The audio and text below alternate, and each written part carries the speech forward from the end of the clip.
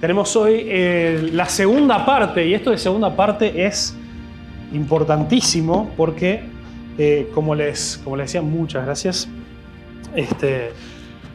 Como creo que les dije la vez pasada terminamos en un continuará. Y vieron que cuando uno se engancha con un capítulo que terminó en continuará el anterior, puede ser que no entendamos mucho a veces, o que algunas cosas sea necesario agarrar el contexto anterior. Entonces vamos a hacer un pequeño repaso. Estamos en la serie en general, ¿qué dice Dios? Son algunas preguntas que algunos hermanos estuvieron haciendo anónimamente, o por mensaje, o con una aplicación ahí para dejar mensajes anónimos, o había una canastita ahí para dejar papelitos.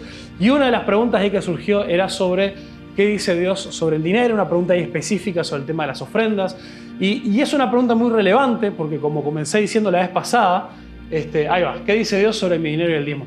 Una pregunta muy relevante porque, como dijimos, hay dos tipos de iglesias, una de las cuales se habla muchísimo del dinero y otra de las cuales a veces que estamos nosotros más en ese grupo, terminamos hablando relativamente poco. Asumimos que cada uno conoce o entiende su responsabilidad como miembro de la iglesia, que eso vamos a tocar un poquito más hoy, y es algo que lo hace delante del Señor. Y no es algo lo cual a veces hemos recordado o a veces se hace un recuerdo, una oración por las ofrendas, pero no hemos tenido muchas instancias de enseñanza al respecto. Y es importante que podamos ver qué es lo que dice Dios, qué es lo que dice la palabra de Dios al respecto. Y por eso un repaso de lo que vimos la vez pasada, muy breve, siguiente ahí. Estuvimos viendo de que lo que a Dios le importa antes que nada no es nuestro dinero, sino nuestro corazón. Cómo está nuestro corazón, e incluso cuando tocamos el tema del dinero, que es un tema muy sensible para muchos, cómo es importante poner una lupa y ver cómo está reaccionando, qué está sintiendo mi corazón al respecto. Y en cuanto a algunas razones por las cuales es importante dar, ¿por qué dar? Vimos que una razón importante es por nuestro corazón. ¿Qué dijo Jesús? Donde esté tu tesoro, allí estará también tu corazón. Entonces es importante de que nosotros demos por el bien de nuestro corazón, y cómo en el tema de la generosidad o el tema de nuestro dinero, si somos desafiados, nuestro corazón también es moldeado. Y la siguiente razón también vimos que la palabra de Dios habla específicamente también de que hay una recompensa para aquellos que también obran con generosidad. Y la tercera, y súper importante, es también el dar por la gloria de Dios. Y vemos cómo cuando el pueblo de Dios actúa con generosidad, Dios es glorificado. Y otras personas también pueden glorificar a Dios a través de la generosidad que se desborda del pueblo de Dios. Si quieren profundizar en esto, vuelvan a ver la grabación del domingo pasado. Pero hoy dije que hoy nos íbamos a poner mucho más prácticos, y para estas cosas prácticas hay que tener bien claro esto primero. Por eso dije que es un continuará. Entonces, hoy vamos a comenzar con una más. ¿Para qué deben usarse los recursos de la iglesia? Dijimos que una de las formas principales en la que los hijos de Dios expresan su generosidad es a través del dar y ser generosos con la iglesia. ¿Para qué deben usarse los recursos de la iglesia? Es una pregunta importante. Entonces, vamos a ver tres razones principales que son tres de las más claras en la palabra de Dios. Y la primera es la más incómoda para mí hablar, porque la primera, van a ver ahí, que es el sustento pastoral. Y es un poco incómodo, yo soy pastor, ¿no? Pero si uno analiza cuál es la enseñanza en el Nuevo Testamento, lo que el apóstol Pablo y lo que incluso también en otra de las epístolas se le enseña a las iglesias y se les dice de cómo deben administrar ellos sus recursos, una de las cosas que más aparece es la cuestión y vamos a ver algunos pasajes del sustento pastoral. Entonces, 1 Corintios 9:14 dice del mismo modo: el Señor ordenó que los que predican la buena noticia sean sostenidos por los que reciben el beneficio del mensaje. Y este pasaje de 1 Corintios, tanto 1 como 2 Corintios, son dos cartas importantísimas en este tema, porque el apóstol Pablo trata mucho con la generosidad de esta iglesia, algo lo cual ellos queda claro al uno leer la carta, que ellos tenían un gran problema en esto. Incluso siendo una iglesia, por lo que el mismo apóstol Pablo dice, que no era una iglesia pobre. Él hace referencia a otra iglesia, la iglesia macedonia, que sí era pobre, incluso los pone como ejemplo. Después en Gálatas 6, versículo 6, dice: los que reciben enseñanza de la palabra de Dios deberían proveer a las necesidades de sus maestros, compartiendo todas las cosas buenas con ellos. En 1 Timoteo 5:17, y acá tenemos 4 pasajes para que veamos cómo esto va apareciendo por diferentes lugares.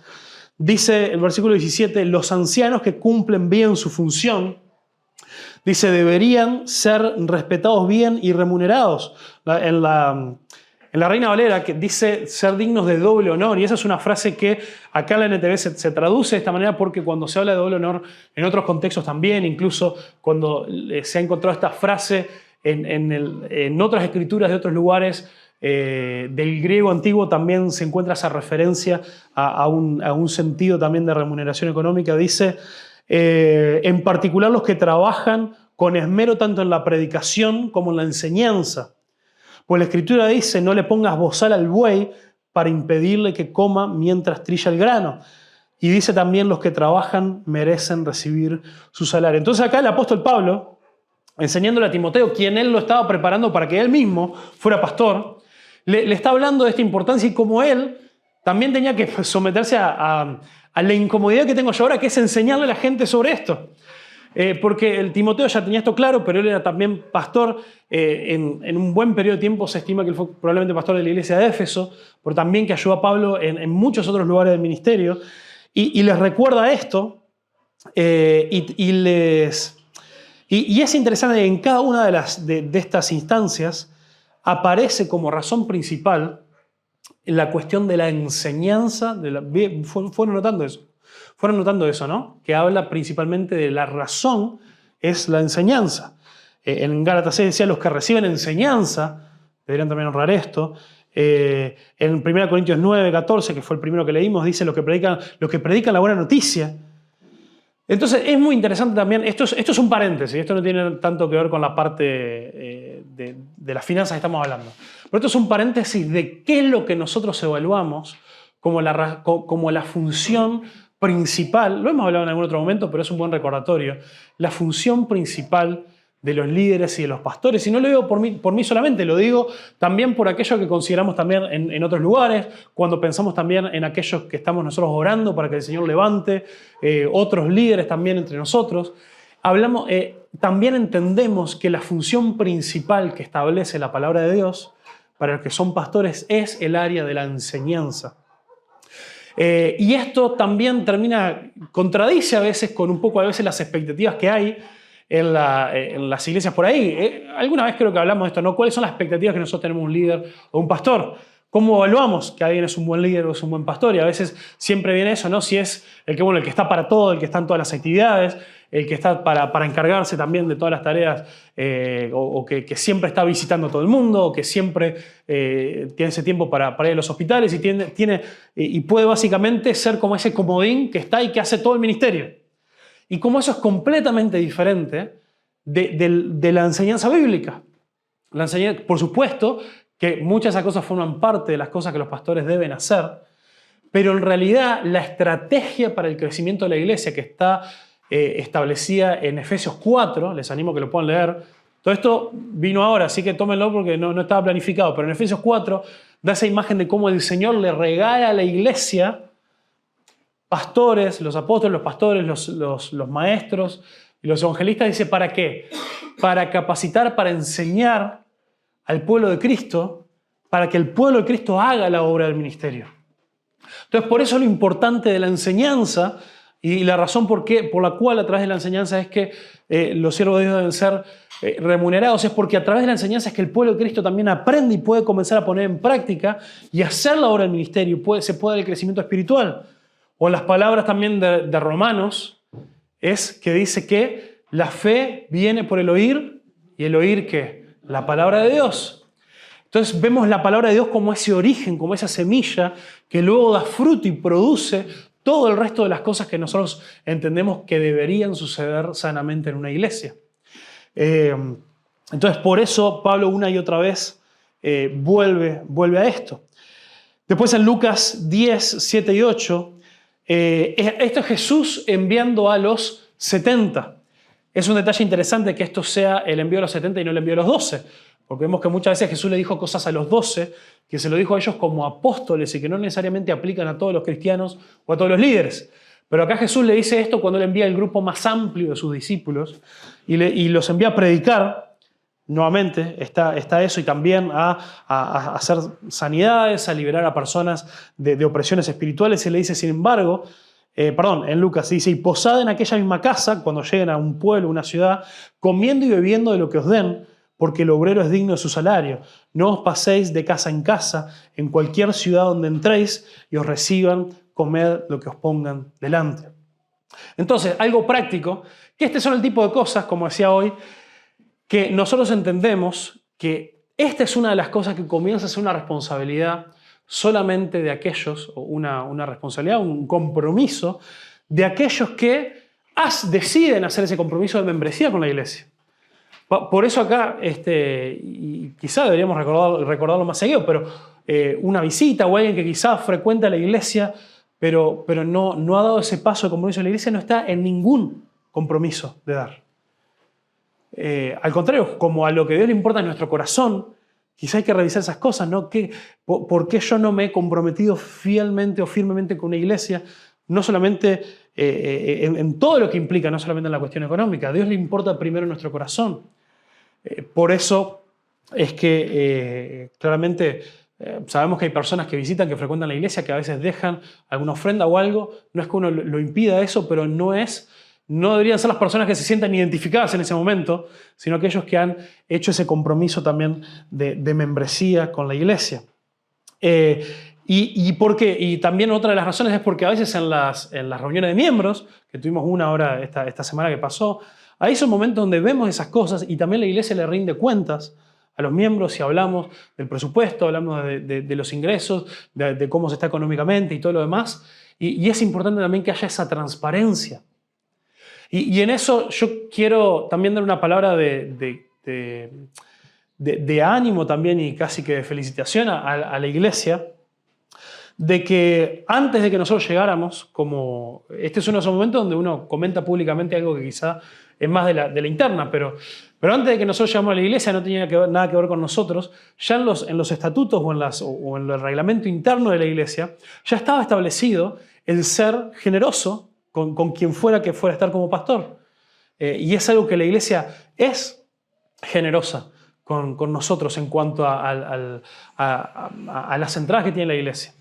Claramente no es algo de lo cual ni yo puedo vivir, yo tengo mi trabajo y todo lo demás, porque ahí es otra realidad completamente diferente, que es que es una iglesia con muy pocos recursos. Entonces quizá lo que entre, que pueda ser, que es generosamente destinada para el sustento pastoral, anda ahí quizá en la mitad de un sueldo mínimo, una cosa así.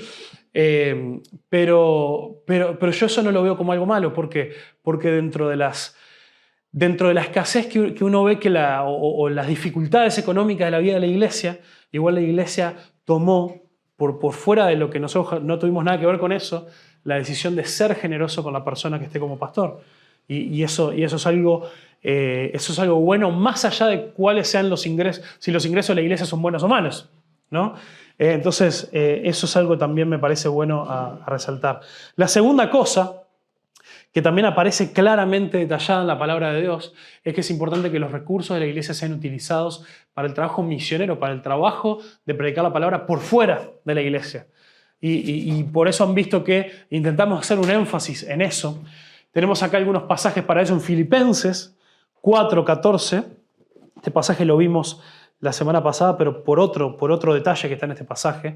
El apóstol Pablo está en la cárcel y le está escribiendo a la iglesia de Filipos y le está reconociendo cómo ellos fueron generosos con él. Y en ese momento el apóstol Pablo no estaba siendo el pastor de la iglesia.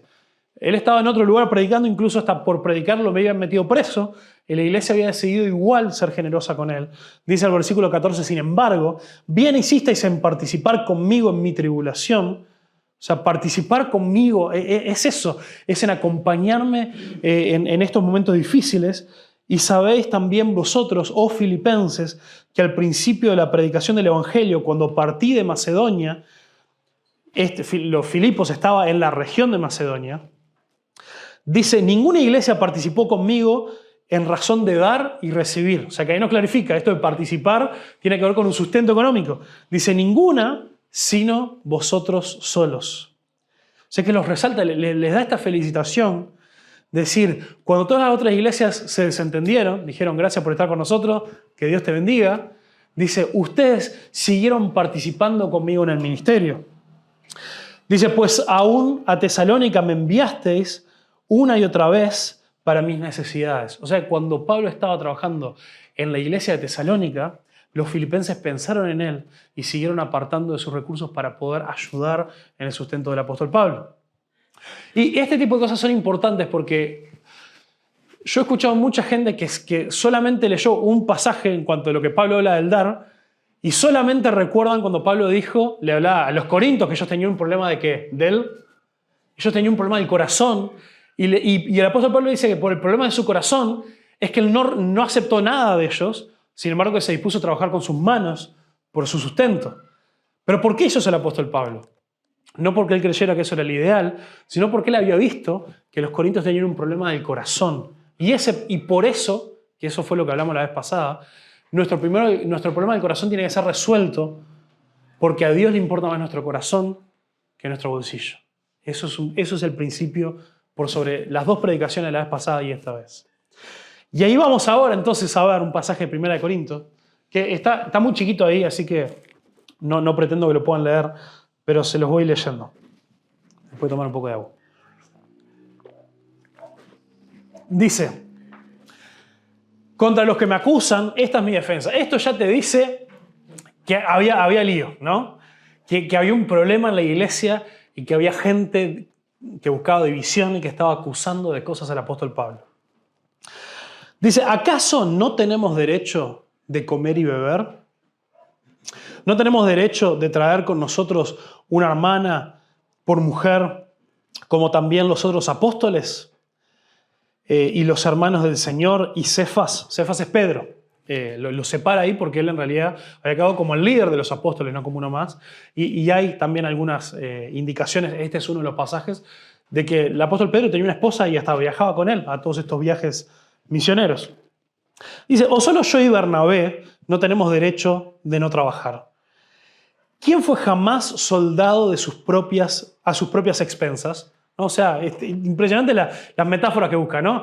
¿Qué ejército le dice a sus soldados? Dice, bueno, no sé, conseguite algo ahí con lo que te las vas a arreglar, porque nosotros el Estado te mandamos a la guerra para que probablemente mueras en la guerra, pero no vas a tener sueldo.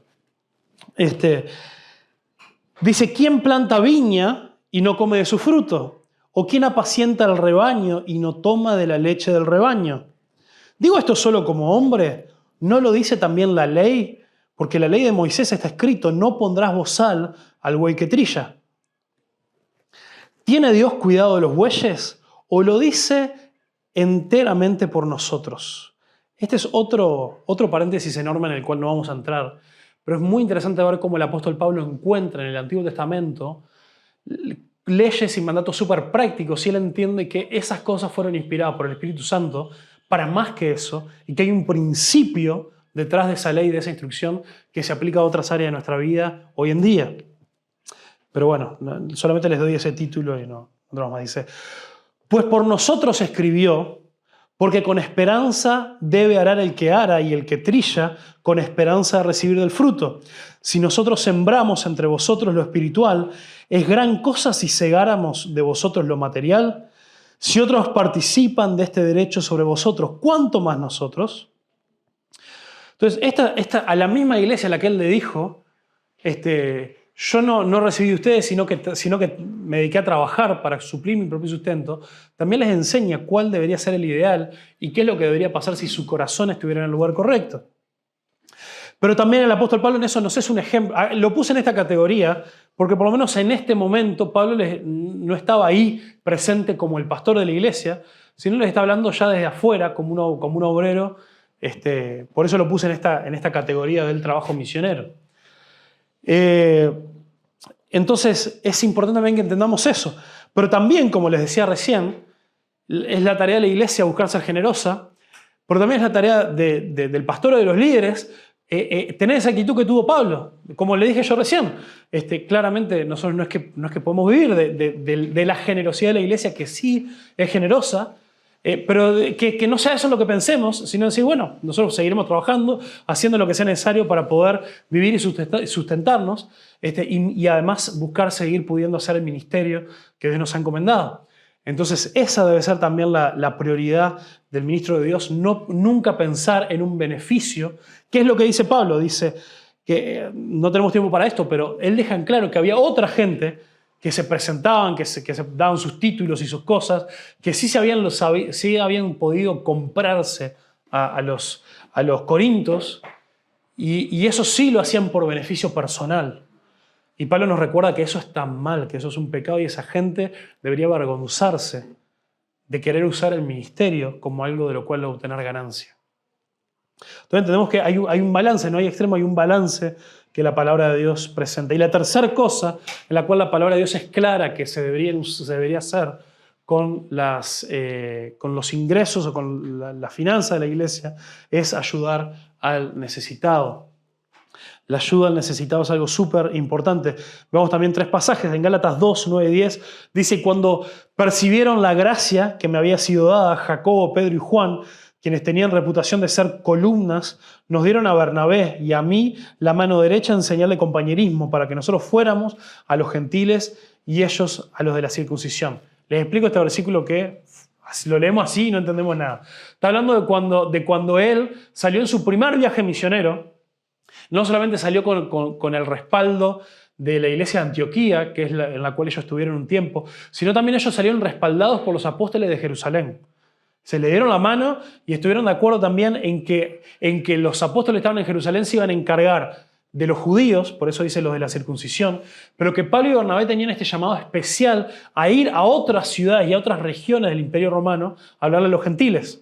Está hablando de eso. Y en esa encomendación, en ese estar de acuerdo y en los apóstoles que menciona ahí, ¿no? Jacobo, Pedro y Juan, los líderes de los apóstoles, le dan la mano en señal de que los bendicen, dicen vayan a hacer este ministerio, y ahí en el versículo 10 dice: solamente nos pidieron que nos acordáramos de los pobres, cosa que procuré hacer con esmero. Tremendo esto. En la encomendación de Pablo y Bernabé como misioneros para salir a predicar el evangelio por fuera de Israel, al resto del Imperio Romano, cuando reciben la bendición de los líderes de la iglesia, le dicen vayan y prediquen, pero que en el predicar no se olviden de los necesitados. Entonces, esto es impresionante porque esta es otra de ese péndulo que hasta el día de hoy sigue estando presente. Tenemos iglesias que se han ido al extremo de lo social y parece que en vez de iglesias ya son mucho más una ONG de ayuda que otra cosa. Y claro, ¿cómo nos puede dar el rostro para criticar eso? Suena precioso. Pero vemos una y otra que sí, genial, los felicitamos y felicitamos las ONG que no son cristianas que hacen eso. Pero si alguien se considera una iglesia, un lugar donde se encuentra el pueblo de Dios, la palabra de Dios tiene que ser también central. Pero también vemos que ese se puede transformar en otro extremo, de personas que solamente por buscar ser fieles a la palabra de Dios y no despegarse de eso, se olvidan de los necesitados y no forman también como parte de la vida de la iglesia el buscar bendecir a las personas en necesidad. Esa es otra cosa en la cual ahora también estamos buscando volver a reforzar esos esfuerzos. Y acá, miren, les doy un anuncio en el medio de la prédica, tremendo. Pero Arelis y Lourdes también están ahora encargadas este año de este tema de poder armar y motivar a que armemos juntos como iglesia canastas. Y a veces tomamos recursos de la iglesia para comprar cosas, para armar esas canastas, pero también está ahí en el fondo, al lado de la biblioteca, una caja en la cual si ustedes terminan el surtido, llega a fin de mes, le llega el sueldo y vio que le quedó algo, y dice, yo voy a traer este alimento no perecedero, puede venir, puede traerlo y puede ponerlo ahí, que con esas cosas, más otras cosas que la iglesia compre, queremos todos los meses poder estar armando algunas canastas para poder pensar en hermanos de la iglesia en necesidad y otros contactos de la iglesia que también estén pasando necesidad y a quienes podemos bendecir. Así como también en muchas otras ocasiones se ha pensado otras maneras diferentes, maneras prácticas de poder ayudar a personas en necesidad. Claramente es limitado lo que podemos hacer porque estamos en una iglesia en un contexto donde yo diría la mayoría de los que formamos parte de la iglesia están también pasando necesidad. Pero el Señor ha sido fiel, ha sido bueno y el Señor también nos ha permitido formas de poder estar involucrado en la vida de las personas. Entonces la iglesia... y me faltaron algunos pasajes más. Unos capítulos más después, en Gálatas, dice también dice, en Gálatas 6, 9 y 10 dice, no nos cansemos pues de hacer el bien, porque a su tiempo segaremos, si no desmayamos. Así que según tengamos oportunidad, hagamos bien a todos, y mayormente los de la familia de la fe. Otro recordatorio de hacer bien a todos. Hechos 11, 27 al 30. Dice, en aquellos días descendieron unos profetas de Jerusalén de Antioquía, y se levantó uno de ellos que se llamaba Agabo, y dijo, y dio a entender por el Espíritu que iba a ocurrir una gran hambre en toda la tierra habitada. Esto sucedió en los tiempos del emperador Claudio. Entonces los discípulos, cada uno conforme a lo que tenía, determinaron enviar una ofrenda para ministrar a los hermanos que habitaban en Judea. Y lo hicieron, enviándolo a los ancianos por mano de Bernabé y de Saulo, o sea, el apóstol Pablo. Este es el contexto, llamémosle histórico, de todo lo que vemos, todo el ida y vuelta que vemos tanto en 1 Corintios como en 2 Corintios. Algo que de nuevo no tenemos tiempo para estudiar hoy, quizá algún día hagamos una serie de 1 Corintios. Pero vemos al apóstol Pablo recordándoles, gente, ustedes hicieron un compromiso para dar para los hermanos de Jerusalén, vayan juntando esas ofrendas y cuando yo llego no los agarro de sorpresa y todo un montón de situaciones ahí que se dan. Entonces la iglesia administrará los recursos sabiamente para realizar todo tipo de cosas que son importantes en la vida de la iglesia. El mantenimiento del lugar físico donde nos reunimos, el apoyo a misioneros y plantadores de iglesias para cumplir con la gran comisión en otros lugares, cubrir los gastos necesarios de otros ministerios locales y el poder ofrecer ayuda práctica a personas en necesidad. Pero ¿qué pasa? Creo que pasamos a la siguiente. Pero ¿qué pasa si no confío en la iglesia para administrar el dinero de las ofrendas? Es una posibilidad. Uno a veces va a lugares donde uno entra y puede ver visiblemente cosas en las que se han gastado dinero y uno dice, basta, esto en este lugar, en este contexto, lo que sea, cuesta, ¿no? Cuesta tragar. A mí me ha pasado, que ustedes saben que tuve ahí un par de viajes a Estados Unidos, ¿no? Y uno ahí ve todo. Ve lugares que solamente verlos afuera sabes que son lugares, son edificios de millones y millones de dólares utilizados como iglesia. Y después también me pareció precioso ver también en esa última iglesia en la que estuve, también recibiendo enseñanza y todo, un edificio que uno entra, claro, tienes un lugar grande para que te entren 900.000 personas, y claramente aparte hay un montón de regulaciones del Estado, que hay arreglos que lo tenés que hacer, pero llegar y ver un lugar que claramente fue construido hace... Bueno, la iglesia tiene 150 años, esa que estuve visitando, pero que se nota que hace varias décadas que no se le hace ninguna actualización grande, porque uno ve que también la prioridad en ellos es la generosidad también en cosas que realmente son parte de la enseñanza de la palabra de Dios y no andar gastando en juguetes o en cosas innecesarias. Y evaluar también cuáles son las cosas que nos van a facilitar realmente hacer ministerio. O sea, esto es para reconocer que hay contextos donde realmente es lógico que uno dude y dice, ¿y acá irán a administrar bien el dinero que yo con esfuerzo decido ofrendar? Pero piénsalo de esta manera, miren qué interesante. Si no podés confiar tu dinero a tu iglesia, y esto de tu iglesia enmarca también lo que hablé más temprano de la membresía, ¿por qué le confiarías tu alma? Entonces lo que estoy diciendo es que si vos ves, pues en este lugar, puede ser en cualquier otro lugar, razones por las cuales vos desconfías de que se pueda estar administrando mal el dinero, quizá puede llegar a ser una sana razón por la cual buscar otro lugar. Eso no es completamente incoherente. Entonces, o tomás la decisión de confiar o cambiar de iglesia si las razones para la desconfianza son válidas. Y por eso también la importancia de la membresía. ¿Por qué? ¿Cómo puedo comenzar a confiar si yo lucho con esta desconfianza? Primero puede ser, como hablamos antes, un problema de mi corazón. Capaz que no hay ninguna razón válida para desconfiar, pero hay un problema en mi corazón que le cuesta ser generoso. Entonces recordad que nadie es perfecto. Sin duda, en que nadie es perfecto y somos humanos, se puede cometer algún error o alguna decisión que se tomó quizá entre varios, y hay cosas prácticas en las que puede haber diferencia. Tenemos el cartel de afuera todo gastado, ni se ve el logo de la iglesia, ¿vamos a invertir dinero en renovar la lona del cartel o es algo que ahora no es importante? Y yo creo que capaz que algunos están de acuerdo, otros están en desacuerdo.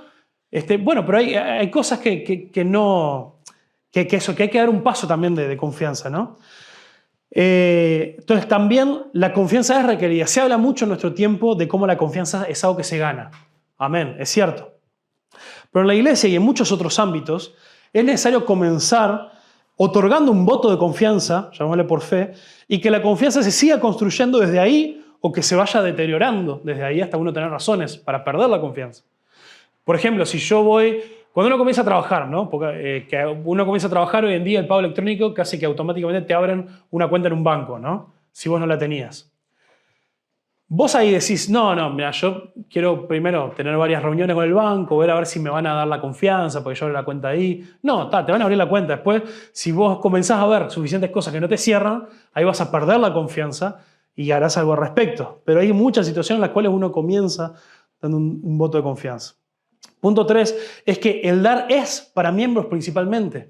Y uno de los privilegios de los miembros son estas reuniones de miembros donde se puede dar esa rendición de cuentas, donde se puede hablar de cuáles son los ingresos, cuáles son los gastos, se puede hasta a veces elevar preocupaciones. Che, a mí quizá este gasto grande o importante que se hizo en esto me preocupa, no estoy de acuerdo. Y es sano y es bueno que se tengan esas conversaciones. Y también es importante sentirse en la libertad y generar, hoy hablaba Gabriel de la cultura, generar una cultura donde nadie se siente mal por hacer preguntas. Por hacer preguntas o incluso hasta cuestionar o decir con un espíritu de amor, decir, che, esto no me cerró o por qué se tomó esta decisión o lo que sea, y que eso sea algo natural y sea algo bueno entre nosotros. Amén, hermanos. No deberíamos tener nada para ocultar. Y cuando uno no tiene nada para ocultar, uno puede conversar las cosas y que las cosas se den en un ámbito y un ámbito sano y un ámbito donde esas cosas van generando que la confianza vaya creciendo. Entonces, metiendo acá el acelerador porque no podemos meter un tercer domingo de esto, pero todavía no llegamos a la pregunta clave de ¿cuánto debería dar? Yo el domingo pasado les tiré así como a eso ahí por arriba de que en todos estos pasajes que se habla del dinero en el Nuevo Testamento no encontramos ese mandato del diezmo como en muchos lugares se enseña. Entonces, lo que se nos enseña son principios de generosidad. Entonces, en 1 Corintios, ¿vieron cómo aparece 1 Corintios por todos lados y 2 Corintios también? Capítulo 16, acá el apóstol Pablo se pone bien práctico y dice, en cuanto a la ofrenda para los santos, ¿cuáles son los santos? Son los hermanos de Jerusalén, está hablando de esa ofrenda, que ellos ya se habían comprometido, dice, haced vosotros también de la manera que ordené a la iglesia en Galacia. Dice, cada primer día de la semana, cuando se junten en la reunión, cada uno de vosotros ponga aparte algo según haya prosperado, guardándolo para que cuando yo llegue no se recojan entonces ofrendas. Él quería evitar esa incomodidad que llega el apóstol Pablo y dice, bueno, ustedes prometieron algo, ¿dónde está? Y dice, vayan trabajando en eso ahora. Semanalmente, y eso también tiene que ver con que en ese entonces la gente recibía la paga de su salario semanalmente. Quizá hoy en día es una vez al mes. Por eso, con algunas excepciones, quizá en mi familia, nosotros dejamos nuestra ofrenda, nuestro diezmo, una vez al mes. Si alguno igual quiere dividir lo que uno le ingresa en varias partes para dejar algo todos los domingos, no pasa nada. Pero ¿cuál es el segundo pasaje en 2 Corintios? O sea, en la siguiente carta que Pablo les escribe, dice, cada uno debe decidir en su corazón cuánto dar. Y no den de mala gana ni bajo presión, porque Dios ama al que da con alegría, o Dios ama al dador alegre. Esto, hablando del corazón, lo vimos el domingo pasado. Pero ¿cuál es la parte práctica? Dice, cada uno debe decidir en su corazón. Si tú, con un corazón orando para que esté en el lugar correcto, decida cada uno. No bajo presión, no porque alguien te haya dicho tenés que dar tanto. Entonces, ¿cuáles son los dos principios de la generosidad? Debemos planificar la generosidad. Debe ser planificada. Uno sentarse cuando arranca el año o sentarse cuando uno recibe el ingreso y planificar. A ver, ¿cuánto es lo que el Señor me puede estar llamando a ser generoso en este mes? O quizás una decisión que uno puede tomar en el año, una vez al año, pero que sea planificado. Para esto será importante hacer un presupuesto mensual. Hace un tiempo, ya hace como 2, 3 años, tuvimos unos talleres bien prácticos de administración familiar y lo importante que es. Y ahí uno de los principios es qué importante es hacer un presupuesto y anotar cuánto gasto yo, cuánto me llega de luz, cuánto me llega de agua, cuánto me llega de esto, cuánto gasto en comida. Quizás si uno lo tiene completamente desordenado en la vida, poder hacer una prueba de anotar así rigurosamente cada gasto que uno hace en un mes. Y ahí poder tener un mapa y decir, opa, mirá, todo este dinero, mirá lo que se nos iba. Y no nos habíamos dado cuenta. Y en base a eso uno puede comenzar a planificar la generosidad. Y lo segundo dice, debemos dar proporcionalmente a nuestros ingresos. Vieron que ahí esto contradice esa idea de que el diezmo es algo fijo para todos. Entonces, esto nos lleva a preguntarnos nosotros, bueno, ¿de qué manera me viene prosperando el Señor? ¿Estoy pasando una época realmente difícil? Quizá mi decisión personal tiene que ser tomada en cuanto a eso. Pero también hay otras preguntas. Bueno, más que una época difícil, ¿es una vida difícil la que estoy teniendo? Entonces quizá hay otras cosas que tengo que evaluar. No es que estoy en el seguro y ya sé que bueno, me van a volver a tomar, sino que quizá nunca he tenido un buen ingreso. Quizá ahí tengo que empezar a planificar de terminar mis estudios, comenzar a buscar alguna capacitación especial que me permita conseguir un mejor trabajo. Y de nuevo, y acá por el bien principal de mi familia, de mí, de todo lo demás, y va a tener una repercusión en la generosidad. Entonces, ¿cómo decido el monto? Hay algunas preguntas que es importante considerar. Y acá las puse ahí sin el fondo porque si no, no se podían leer, porque son varias. Entonces, ¿estoy dando lo suficiente como para que mi corazón sea afectado y desafiado? Ya que a Dios le importa mi corazón, si yo doy lo que me sobra, mi corazón le va a dar lo mismo, ni se va a molestar, ni se va a tocar. ¿Sabe alguien más cuánto doy? Y esto es otra cosa que yo sé que es tabú. Cuando hablamos de que alguien más sepa, sé que todos nos acordamos que no sepa tu mano derecha lo que da tu izquierda. ¿Cuál es el contexto de lo que está diciendo Jesús en ese momento? Está diciendo de la gente que con orgullo mostraba cuando iba a dar y daba todo en moneda, así para que haga mucho ruido al caer. Y que la gente dijera, ¡pah! Mirá qué generoso que es este tipo. O mirá qué grande que es su diezmo. Pero lo que estoy hablando acá es algo diferente. Teniendo el corazón en el lugar correcto, puede ser sabio, buscar consejo.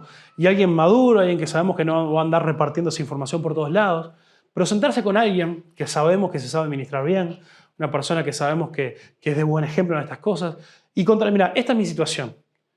Yo quiero tomar una decisión, quiero planificar mi generosidad de una manera sabia.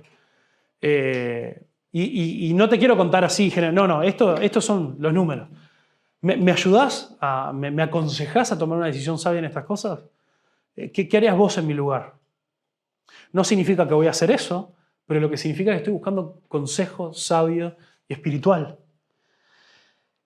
¿Cuál es el monto mínimo porcentaje que espero poder dar más allá de mi situación? Esto también no significa que uno estando en una situación difícil decía, bueno, hasta ahora, yo qué sé, hasta que no compre el auto y la casa, no voy a considerar que estoy en una situación estable como para poder ser generoso. No es esa tampoco la idea. Y ahora también puede haber otro extremo, que yo creo que no se da casi nunca, pero no está mal dejar la pregunta ahí. Estoy dando tanto, y esto sí pasa mucho en realidad. Esto pasa en lo que hemos hablado de las iglesias de la prosperidad. En las iglesias donde se habla tanto del dinero que la gente se siente presionada a dar. Estoy dando tanto que está afectando mi fidelidad en otras áreas de mi vida. Y acá nos queda esta última pregunta, que perdón que hoy se nos va un poquito más largo, pero es importante que hablemos de esto. Que acá nos queda esta pregunta que yo creo que afecta a muchos en Uruguay. Eso es una característica del Uruguay, pero también en nuestro contexto. ¿Qué hago? ¿Qué pasa si tengo deudas? Pero estoy sintiendo una presión a dar que me está haciendo que yo no sea fiel en el cuidado, en el sustento de mi familia o en el ser responsable con deudas o con compromisos económicos que tengo. Entonces, hay algunos principios de vuelta, como cada situación es un mundo. Por eso es importante tener la apertura a buscar consejo con alguien a quien yo le pueda contar realmente todos los detalles de mi situación. Pero hay algunos principios que son importantes. Número uno, los cristianos estamos moralmente obligados a pagar nuestras deudas. Salmo 37, versículo 21 dice, los perversos piden prestado y nunca pagan, pero los justos dan con generosidad. 2. La deuda siempre es una forma de servidumbre. Proverbios 22:7, el capítulo de Proverbios que nos leyó hoy el hermano Luis, que si notaron el hilo conductor, era el tema de los recursos, dice, así como el rico gobierna al pobre, el que pide prestado es sirviente del que presta. Y estas son palabras duras, pero son palabras duras para que nosotros también busquemos cómo armar la lista de prioridades también en nuestra vida.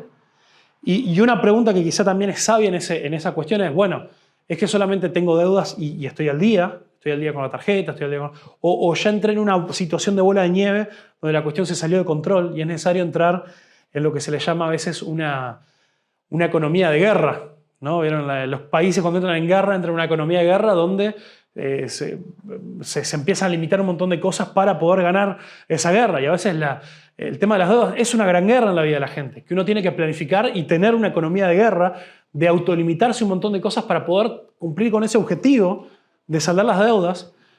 Y también preguntarnos, bueno, ¿qué cosas tengo que cambiar yo, tiene que pasar en mi vida para no volverme a meter en esto? Para que eso no sea una situación con la cual luche toda mi vida, sino sea un tiempo de poder esforzarnos en salir de esto, para después para poder comenzar a administrarnos mejor. 3. Salir de las deudas no es la meta de la vida. La meta de la vida es amar y servir a Jesús. ¿Por qué voy en esto? Lo que voy en esto es que hay situaciones en las que algunos están que quizás lleve mucho tiempo poder ordenar nuestra situación porque llevamos muchos años de tomar malas decisiones. Lo importante es comenzar un trayecto que nos lleve al lugar correcto. Y no todas las situaciones se pueden solucionar en un mes, 2 meses, 3 meses o un año. Y la otra razón es que hay algunas deudas, a veces algunos también puede llevarlo hasta el otro extremo, ¿no? Hay algunas cosas, algunos compromisos económicos que nos pueden ayudar a servir a Jesús. Como por ejemplo, es algo sabio que quizá uno puede evaluar las opciones y dar algunos pasos para quizá en algún momento llegar a comprar una casa. Esa es una deuda, técnicamente, ¿no? Pero quizá en algún momento cuando uno da ese paso a comprar una casa, es una inversión también que uno hace, o hay situaciones que buscando sabiduría puede llegar a ser sabio hacerlo de ciertas maneras. Como también puede a veces pasar cuando hay alguna emergencia, hay alguna situación extrema, un accidente, algo que pasó que realmente no es parte de las situaciones normales de la vida, bueno, ahí quizá lo responsable sea también pedir ayuda de alguna manera. Y también lo 4 es que hay algunas obligaciones claras en la Biblia con las que debemos cumplir. Estos son mandatos del Señor que si la forma en la que nosotros nos administramos incluye la generosidad, pero incluye todo lo demás, no nos está permitiendo cumplir con esto, la palabra de Dios tiene algunas palabras duras también. 1 Tesalonicenses 4:11 al 12 dice, pónganse como objetivo vivir una vida tranquila, ocúpense de sus propios asuntos y trabajen con sus manos, tal como los instruimos anteriormente. O sea que esto de ser responsable por la vida de uno y para uno poder autosustentarse era parte de la enseñanza de los apóstoles. Dice, entonces aquellos que no son creyentes respetarán la manera en la que ustedes viven y ustedes no tendrán que depender de otros. La palabra de Dios nos llama a planificar nuestra vida de una manera en la que idealmente, si no pasa un gran accidente, una gran enfermedad, si no hay ningún evento justificable, no tengamos que depender de otros. Y en 1 Timoteo 5:8 dice, aquellos que se niegan a cuidar de sus familiares, especialmente los de su propia casa, han negado la fe verdadera y son peores que los incrédulos. Tremenda la dureza del apóstol Pablo. Tremenda. Porque está hablando lean si quieren todo el capítulo 5, en el cual está hablando del cuidado de las viudas. Y vemos cómo en varias partes aparece la tarea del cuidado de las viudas como una responsabilidad de la iglesia.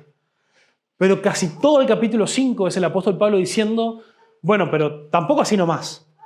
Dice, porque es importante que la gente también aprenda la responsabilidad de valerse por sí misma. Y dice, para cuidar a una viuda, asegúrense que antes ver si tiene familiares que puedan cuidar de ella. Dice, pues si tienen familiares cristianos que no están cuidando de ella, ahí es que dice, que no estén proveyendo para los de su casa, es tan terrible lo que están haciendo que lo equivale a personas que no tienen una fe verdadera en Cristo. Entonces, algunas preguntas para procesar, para pensar en esto de cómo empezar a tomar decisiones prácticas. ¿Qué clasifica realmente como necesidad? Porque es tan común a veces en las familias uruguayas o latinas en realidad, ver personas que viven en necesidad, que a veces no tienen para comer, pero que a veces cuando les llega algún ingreso lo gastan en las cosas más tontas y se desperdician en cosas que no tienen sentido. Y hay gente que no tiene esa categoría de vivir un tiempo en una economía de guerra, de limitarse a algunos gustos incluso básicos o mínimos para poder cumplir un objetivo y poder encontrar una cierta estabilidad. ¿Cómo te vas a proponer, si no lo has hecho, armar un presupuesto acorde a tu situación? Y si tu situación realmente es difícil o es complicada, ¿cómo vas a orar y clamar y buscar también poder mejorar en tu situación? Felicito también a muchos que se han puesto esta cuestión de terminar el liceo o de comenzar a hacer algún curso que les permita quizás conseguir algún trabajo mejor. Eso es algo muy necesario y muy bueno. De nuevo, son cosas que llevan tiempo, que no se van a cambiar de un día para el otro, pero es un camino en el cual nosotros, es una dirección la cual nosotros con la ayuda de Dios comenzamos a tomar. Entonces, ¿en qué puedo reducir mis gastos implementando esa economía de guerra? Entonces, ¿cómo puedo también buscar ingresos extras? Hay trabajos que no estoy dispuesto a hacer, o por qué, o también qué cosas quizá que me han llevado a una situación difícil todavía yo no he corregido en mi vida. ¿Por qué? Porque todas estas preguntas vuelven a lo que decía hoy, de cosas que quizás están funcionando mal en mi corazón. Y Dios realmente quiere transformar nuestro corazón. Y quizá hay algunas consecuencias, algunas cosas que van a llevar tiempo en nuestra vida poder corregirse, pero que si nuestro corazón va cambiando, el Señor va a comenzar a bendecir y en el peor de las situaciones el Señor provee y Dios realmente no desampara a sus hijos. Pero eso no quita de que no busquemos ser sabios y entendidos. Amén.